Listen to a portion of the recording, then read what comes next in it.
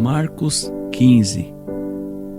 E logo ao amanhecer, os principais sacerdotes, com os anciãos e os escribas e todo o sinédrio, tiveram conselho, e amarrando Jesus, o levaram e entregaram a Pilatos.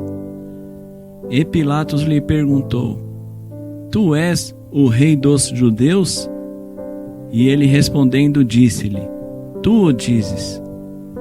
E os principais sacerdotes o acusavam de muitas coisas, porém ele nada respondia.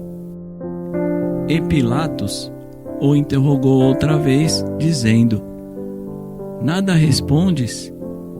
Vê quantas coisas testificam contra ti. Mas Jesus nada mais respondeu, de maneira que Pilatos se maravilhava. Ora, no dia da festa, costumava soltar-lhes um preso qualquer que eles pedissem. E havia um chamado Barrabás, que preso com outros amotinadores, tinha no motim cometido uma morte. E a multidão, dando gritos, começou a pedir que fizesse como sempre lhes tinha feito. E Pilatos respondeu-lhe dizendo: Quereis que vos solte o rei dos judeus? Porque ele bem sabia que por inveja os principais sacerdotes o tinham entregado. Mas os principais sacerdotes incitaram a multidão para que fosse solto antes Barrabás.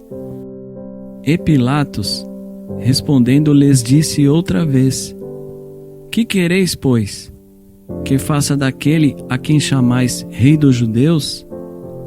E eles tornaram a clamar: Crucifica-o. Mas Pilatos lhes disse: Mas que mal fez? E eles cada vez clamavam mais: Crucifica-o. Então Pilatos, querendo satisfazer a multidão, soltou-lhe Barrabás, e açoitado Jesus, o entregou para ser crucificado. E os soldados o levaram dentro à sala, que é a da audiência, e convocaram toda a corte. E vestiram-no de púrpura, e tecendo uma coroa de espinhos, lhe a puseram na cabeça, e começaram a saudá-lo, dizendo: Salve, rei dos judeus! E feriram-no na cabeça com uma cana, e cuspiram nele, e posto de joelhos, o adoraram. E havendo-o escarnecido, despiram-lhe a púrpura, e o vestiram com as suas próprias vestes, e o levaram para fora, a fim de o crucificarem. E constrangeram um certo Simão Cirineu, pai de Alexandre e de Rufo, que por ali passava, vindo do campo, que levasse a sua cruz. E levaram-no ao lugar do Gólgota, que se traduz por lugar da caveira.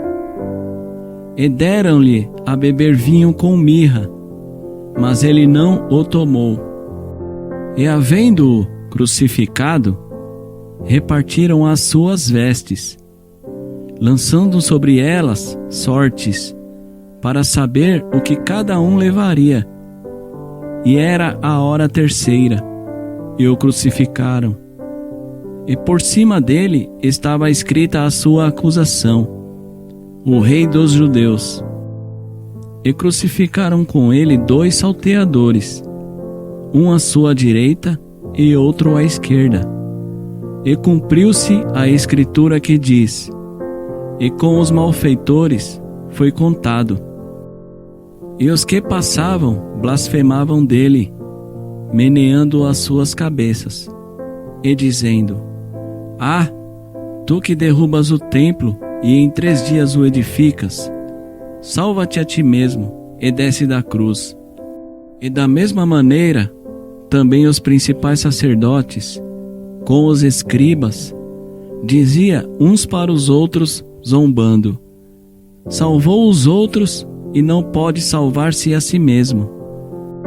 O Cristo, o Rei de Israel, desça agora da cruz, para que o vejamos e acreditemos. Também os que com ele foram crucificados o injuriavam. E chegada a hora sexta, houve trevas sobre toda a terra até a hora nona. E à hora nona, Jesus exclamou com grande voz, dizendo: Eloi, Eloi, lama sabactani, que traduzido é: Deus meu, por que me desamparaste? E alguns do que ali estavam, ouvindo isto, diziam: Eis que chama por Elias. E um deles correu a embeber uma esponja em vinagre, e pondo-a numa cana, deu-lhe a beber, dizendo: Deixai, vejamos se virá Elias tirá-lo. E Jesus, dando um grande brado, expirou, e o véu do templo se rasgou em dois, de alto a baixo. E o centurião, que estava defronte dele, vendo que assim clamando expirara, disse: Verdadeiramente este homem era o Filho de Deus.